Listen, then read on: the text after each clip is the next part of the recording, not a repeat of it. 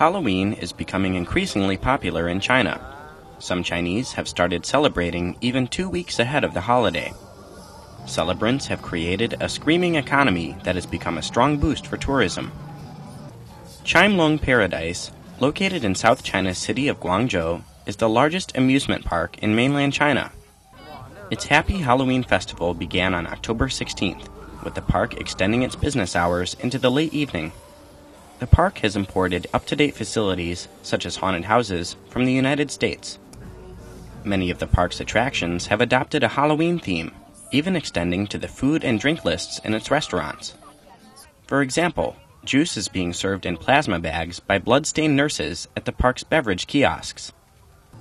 Many younger tourists have chosen to visit the park at night, taking photos with the ghosts, zombies, and mummies that are wandering the park.